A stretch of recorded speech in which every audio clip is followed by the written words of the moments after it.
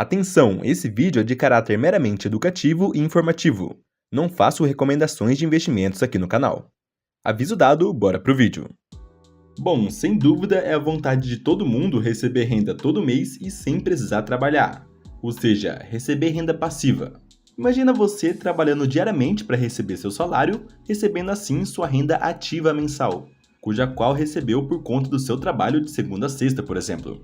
Mas ao mesmo tempo, imagine também começar a receber uma renda extra mensal por investir seu dinheiro frequentemente. Bom, em resumo, essa é a principal característica do investimento em fundos imobiliários: o pagamento de rendimentos mensais, nos quais podemos ser cotistas, tendo participação em um grande grupo de imóveis e, consequentemente, receber aluguéis mensais de acordo com a participação no fundo.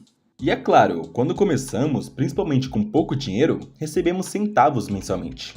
Porém, a ideia dos fundos imobiliários é trazer uma certa estabilidade e previsibilidade de receber aluguéis frequentes durante um longo período de tempo, mesmo que esse seja um investimento de renda variável e também sofra com oscilações do mercado. Porém, a ideia do fundo imobiliário é ser um investimento para longo prazo, para você que pretende aposentar com investimentos no futuro e ter uma renda que pinga todo mês na sua conta. E claro, enquanto ainda estamos na fase de construir patrimônio, de investir, temos que reinvestir todos os rendimentos para assim criar o efeito bola de neve. De tudo que você receber, você reinvestir para no outro mês receber mais. E assim vai, com você investindo mensalmente uma parte da sua renda mensal e também reinvestindo o que receber de rendimento.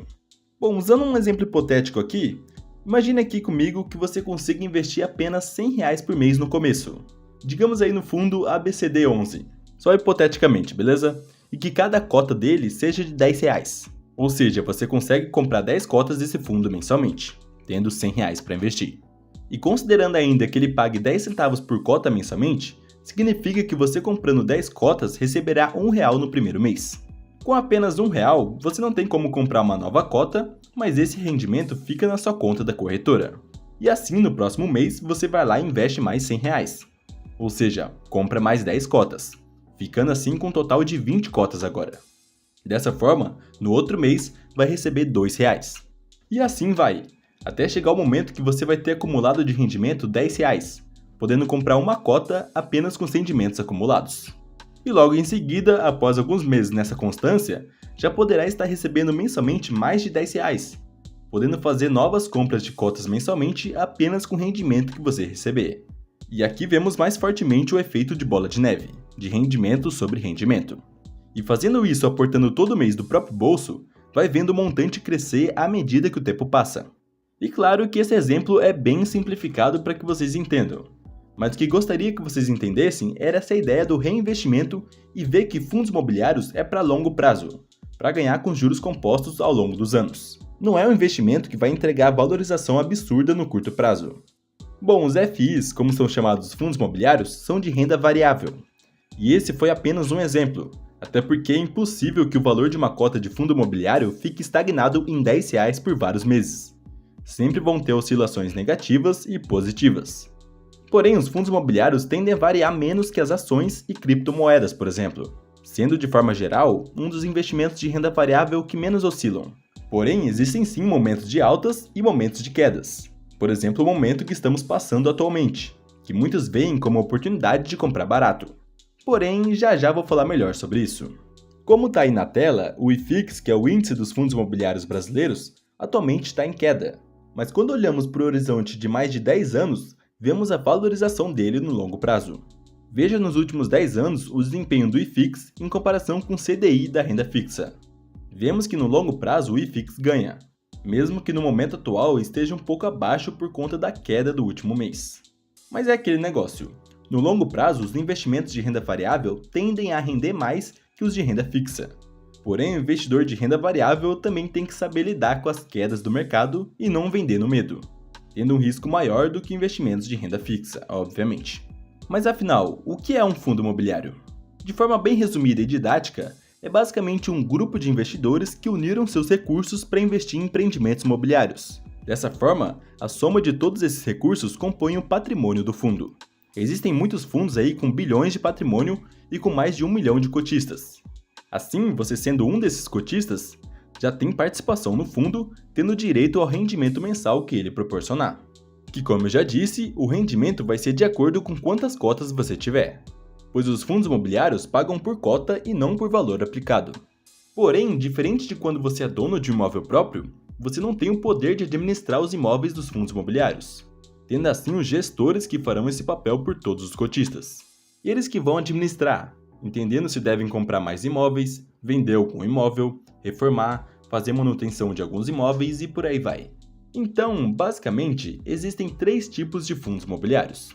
Começando pelo mais fácil de entender, o fundo de tijolo, que basicamente são fundos que investem em imóveis físicos, seja do setor de shopping, ou seja, um fundo que tem participação societária em shoppings do Brasil afora, recebendo uma parte do aluguel de cada shopping, ou também existem aqueles de galpões logísticos, tendo, por exemplo, grandes galpões que alugam para grandes empresas que necessitam de galpões para realizar suas atividades, por exemplo, as empresas de e-commerce, e também de lajes corporativas, que basicamente são escritórios que esses fundos ganham renda com locação para empresas ou órgãos públicos. E por aí vão outros vários tipos de fundos imobiliários. Em resumo, esses imóveis dos fundos de tijolo são alugados para pessoas ou empresas que precisam daquele espaço e assim eles vão pagar aluguel para o fundo imobiliário. E, consequentemente, o fundo imobiliário vai repassar esse aluguel para quem é cotista. Então, quanto mais cotas você tiver, mais você vai receber por ter uma participação maior no fundo. E lembrando que todo fundo imobiliário de qualquer tipo é obrigado a pagar para os cotistas no mínimo 95% dos rendimentos dos aluguéis. Os outros 5% é usado para manutenção, para comprar novos ativos, entre outros. Outro tipo bastante famoso é o fundo de papel. Esses são compostos por dívidas do setor imobiliário, os famosos recebíveis imobiliários ou CRIs, que basicamente são dívidas que vão financiar o setor imobiliário. Por exemplo, digamos que uma construtora quer fazer um shopping ou um galpão e não tem capital próprio necessário para todos os custos. Assim, ela vai optar por emitir uma dívida para financiar essa construção e pagar ao longo de alguns anos. E é aí que entram os fundos de papel, que vão comprar essas dívidas, fazendo com que tal construtora pague todo mês para o fundo. E claro, esse pagamento o fundo vai repassar para os cotistas. Eu elaborei esse exemplo só para ficar mais didático aqui, mas pode parecer meio confuso no início. Mas fundo de tijolo é basicamente aquele que investe diretamente em imóvel físico e recebe aluguel mensal dos inquilinos. Enquanto o de papel é aquele que compra dívidas do setor imobiliário e recebe mensalmente os juros de empresas do setor imobiliário. E agora, o terceiro tipo de fundo imobiliário é o tipo híbrido, que é o tipo de papel e o tipo de tijolo juntos em um só fundo imobiliário. Alguns FIs híbridos podem ter mais papel do que tijolo, enquanto outros podem ter mais tijolo do que papel. Isso você pode ver diretamente no relatório gerencial de cada fundo imobiliário. Basta pesquisar o nome do fundo imobiliário que você quer, mais relatório gerencial. Mas bom, como estamos falando de renda variável, sabemos que não existe rentabilidade fixa e muito menos garantida. Então você pode estar comprando um fundo imobiliário que paga 10 centavos por cota hoje, mas mês que vem ele poderá estar pagando 9 centavos por conta de alguns calotes caso seja um fundo de papel. Ou também, caso seja um fundo de tijolo, pode aumentar o número de imóveis desocupados, que não foram alugados, ou seja, com a vacância alta, fazendo com que o aluguel recebido caia. Assim, consequentemente, o que você vai receber mensalmente vai cair. Essas duas situações foram bastante presentes na crise de 2020, fazendo com que os fundos imobiliários, tanto de papel quanto de tijolo, desabassem. Mas alguns meses depois, os bons fundos já se estabilizaram novamente. Da mesma forma que um fundo imobiliário que está pagando 10 centavos por cota hoje, mês que vem poderá começar a pagar 11 centavos por conta de boas aquisições de ativos que fez, de estar com a vacância baixa, com quase todos os imóveis locados e por aí vai. Então, se você ainda não começou a investir na renda variável e tem apenas renda fixa, tendo somente Tesouro Direto ou CDB, por exemplo, e quer começar na renda variável, comece de pouquinho mesmo.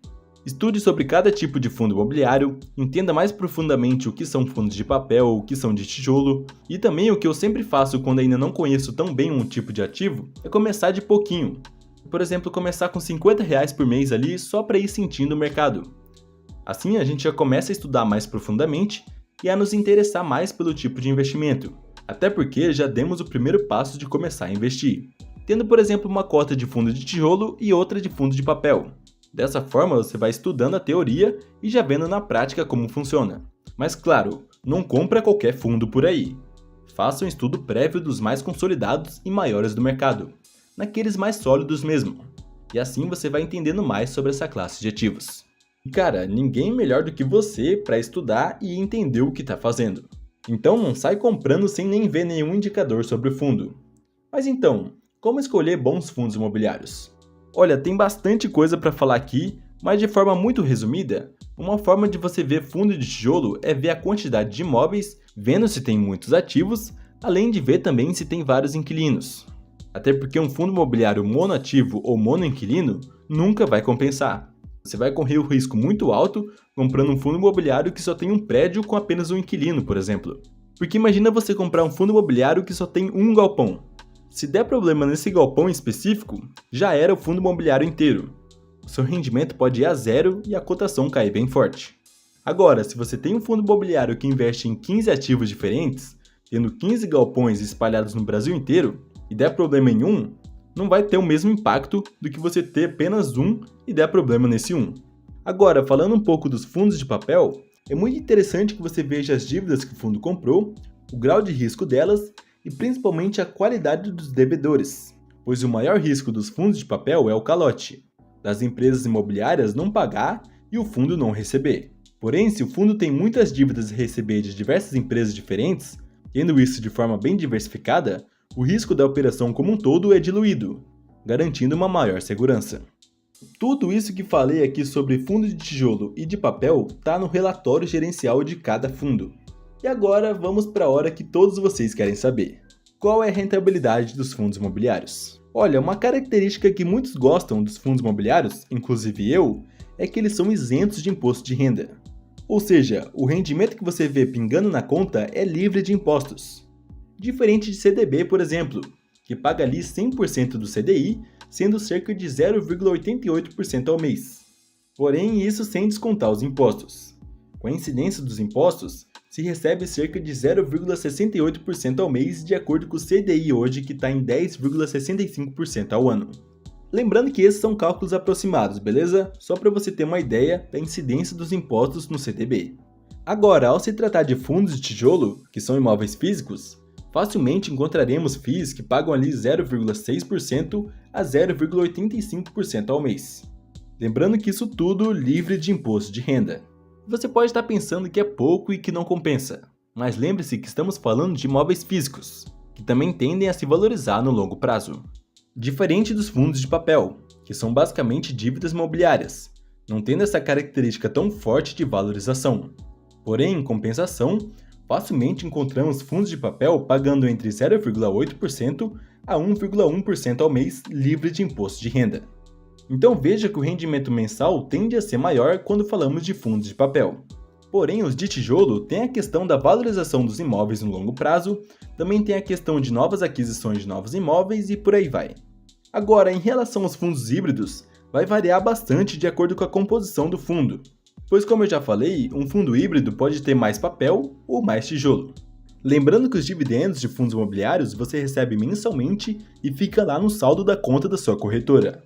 Eles não são reinvestidos automaticamente. Você pode fazer o que quiser com eles, até mesmo gastar com qualquer outra coisa. Porém, foi como eu disse, se você está na fase de construção de patrimônio, é muito importante que você reinvista para gerar aquele efeito de bola de neve que falei no começo do vídeo. E além disso, também existe a questão do Dividend Yield on Cost. Calma, é mais simples do que você está pensando. O que falei aqui para vocês sobre rentabilidade média de fundos de tijolo e de papel foi sobre o Dividend Yield, sendo que eles pagam em média no ano. Mas aqui nas contas já converti para mensal para ficar mais didático. Mas beleza, agora quando falamos de Dividend Yield on Cost, é o quanto você recebe de dividendos de acordo com quanto você pagou pela cota. Lembra que falei que recebemos dividendos pela quantidade de cotas e não pelo valor aplicado? Então, digamos por exemplo que um fundo imobiliário estava R$ 9,00 e você comprou 1.000 cotas no ano passado. Ou seja, você investiu R$ 9.000 e obteve 1.000 cotas desse fundo. E digamos que ele hoje esteja pagando 10 centavos por cota. Desta forma, você vai receber mensalmente R$ 100,00. Ou seja, você ficou com um retorno de cerca de 1,1% ao mês por ter comprado a R$ 9,00. Enquanto que alguém que pagou caro pagando R$ 11,00 por cota, comprando as mesmas 1.000 cotas e recebendo os mesmos R$ 100,00, investiu R$ 11.000, tendo um retorno de cerca de 0,9% ao mês. Esse é o Dividend Yield on Cost. Que você comprando barato um bom fundo, posteriormente, quando a cota se valorizar, vai conseguir receber mais em detrimento ao investimento que você fez. Da mesma forma que você comprando caro e a cota se desvalorizar, vai receber menos em detrimento ao investimento que você fez. Porém, é claro que o exemplo foi bem simplificado e você não deve de forma alguma investir tudo que você tiver uma única vez em um determinado fundo e deixar lá. A melhor estratégia para o longo prazo é comprar frequentemente, acumulando mensalmente, por exemplo, e em momentos que estiverem mais baratos também, formando assim seu preço médio. Nunca invista tudo que você tiver disponível em um só ativo, até porque nunca sabemos qual é o fundo. Um ativo que você pode achar barato hoje pode ficar ainda mais barato amanhã. Bom, o preço de cada fundo imobiliário sempre varia, porém existem aqueles que o preço oscila em torno de R$10, sendo chamados fundos de base 10. Existem também aqueles que variam próximos dos R$100, sendo os de base 100, e também existem os de base 200. Então vemos que com pouco dinheiro você já pode começar. Mas não se esqueça de estudar antes e saber o que está comprando, beleza? E é normal ter algumas variações nos preços por conta da negociação diária da Bolsa de Valores. Inclusive, no momento que estou gravando esse vídeo, a maioria dos fundos imobiliários estão caindo, com o IFIX tendo a maior queda do ano. Essa pode ser uma oportunidade de comprar barato dependendo do fundo que você comprar. É claro que existem bastante fundos ruins caindo também, mas vários fundos excelentes com boa administração e bom histórico também estão caindo.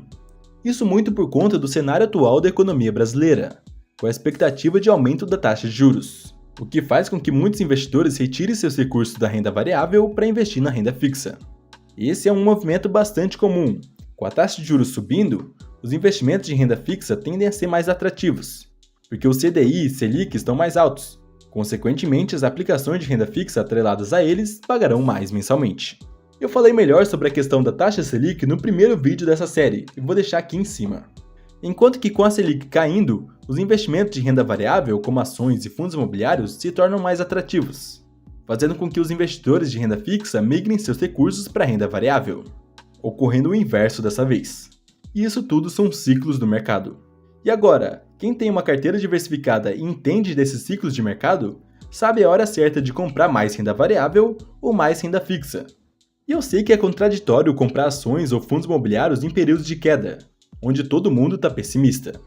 Porém, comprando boas ações e bons fundos nesses momentos, é onde você consegue ter um retorno maior no médio a longo prazo, justamente por comprar barato maiores quantidades de cotas. Isso, claro, comprando bons fundos. Não é porque um fundo está muito barato que é oportunidade. Dê uma olhada no relatório gerencial dele e entenda a situação como um todo, beleza? Bom, se você está vendo isso no futuro, o vídeo 6 dessa série já saiu e está aqui do lado direito da tela.